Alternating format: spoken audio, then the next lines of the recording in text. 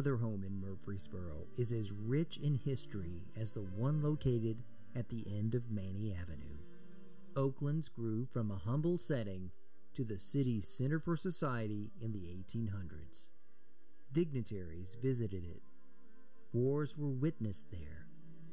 Oakland saw its darkest hour in the 1900s, only to rise again and become one of Murfreesboro's top tourist attractions.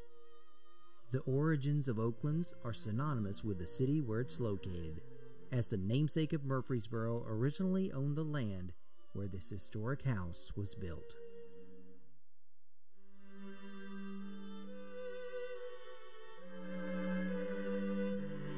Colonel Hardy Murphy, for whom Murfreesboro is named, was the original owner of the property. When he passed away, his daughter, Sally Murphy Manny, and her husband, Dr. James, inherited the property and moved here from Murfreesboro, North Carolina, where they built a two-room cabin in 1818 made of brick by materials found on site.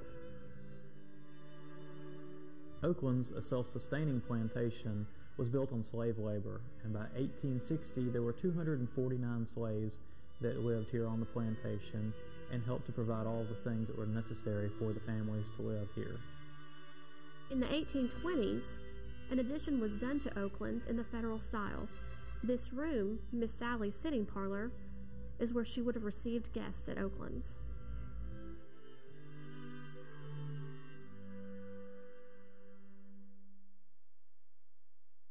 By the 1830s, with a growing family of 8 children, the next addition was completed at Oakland's. It was located on the back of the house. In 1857, Sally Murphy Manny passed away, and her husband handed over Oaklands to their son, Major Lewis Manny, and his wife, Rachel Adeline. Over the next several years, the Manneys became one of the most prominent families in Murfreesboro, and big changes were on the way for Oaklands. In 1860, the final addition was done to the home in the Italianate style.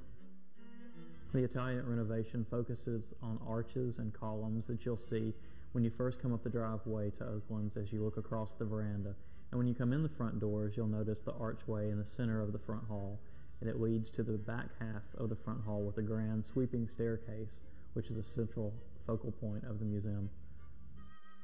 Rachel Adeline, an entertainer, used many innovative features that were not common for the day, such as pocket doors, plaster walls, the Italianate arches and veranda, and many other features. Entertaining was an important aspect of the Manneys' social life, and the front parlor is where all of the best guests were entertained.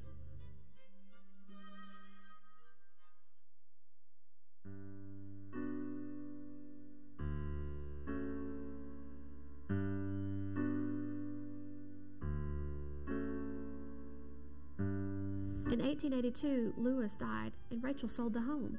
There were several different owners over the next 72 years before being vacant in the 1950s. Oakland's was last used as a residence in 1954, and between that time and 1959 the mansion sat vacant and was heavily vandalized.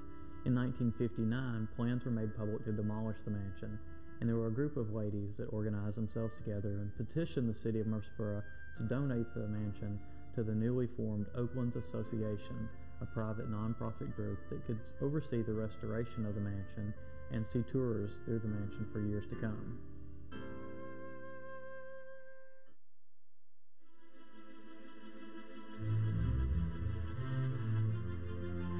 Over a third of the museum collection is original to the Manny family while they lived here at Oakland's, and one of the most interesting pieces is the bookcase in the library. Standing to the right of the fireplace, the walnut bookcase is faux grained to look like rosewood, a much finer wood for making furniture in the 1850s and 60s. Mother's room, or the master bedroom as we would call it today, has the original spindle bed that the Manneys slept in when they lived here at Oakland's, and on top of each post is a finial that's carved in the shape of an acorn. Oakland's was simply named Oakland's for all the oak trees that grew here on the property around the spring when the Manneys first moved here.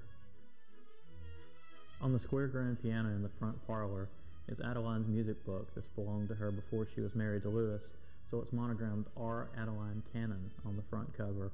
Many plantation mistresses were accomplished pianists, and this gave them another way to entertain the many guests that they had in the home. On the dining table, you'll notice several pieces of china that are original to the family. They were given to Adeline when she married Louis. They were Old Paris, white with a plain gold trim, but Adeline wanted something unique for her table, so she hired an artist to paint a floral pattern that she chose, and you'll see this on all of the plates that are on the table as well as the cups and saucers. The Victorians brought the elements of nature indoors through their decor. As you enter the front parlor, you'll notice many elements of nature, from the grapes in the gasolier to the flowers and seashells in the mantel above the fireplace. As the daughter of the first Whig governor of Tennessee, Adeline Cannon Manny, daughter of Governor Newton Cannon, entertained many notable guests in her home.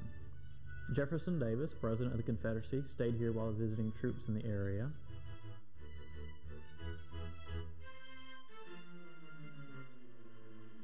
Of the many important events that took place at Oaklands during the Civil War, one of the most well-remembered was Nathan Bedford Forrest's raid on the city of Murfreesboro, and the surrender of the city was accepted here at Oaklands on July 13, 1862.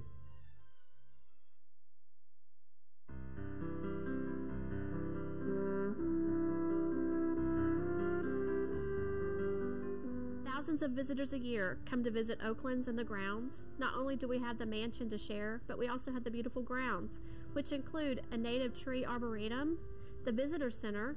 Located within the visitor center is the museum shop and our reception hall, Manny Hall.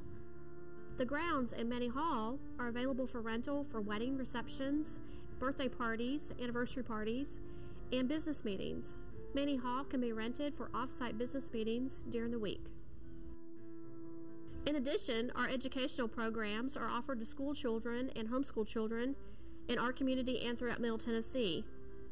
We offer the days of washing, turning, and learning every spring and fall. These are days of hands-on activities for children to step back and do chores of the 1860s, such as wash clothes on a washboard, beat rugs, and make candles. In the summer, we have several summer camps available, such as the Antebellum Academy, which is a school for young ladies ages 13 and up. They can step back in time and learn trades such as sewing, embroidery, crochet, and needlepoint. By visiting Oaklands, this is a chance for you to step back in time. You're welcome to come on a daily visit to Oaklands. We're open for tours Tuesday through Saturday, 10 a.m. to 4 p.m., and Sunday, 1 p.m. to 4 p.m. Please visit our website for additional information. It's oaklandsmuseum.org, or give us a call, 615-893-0022.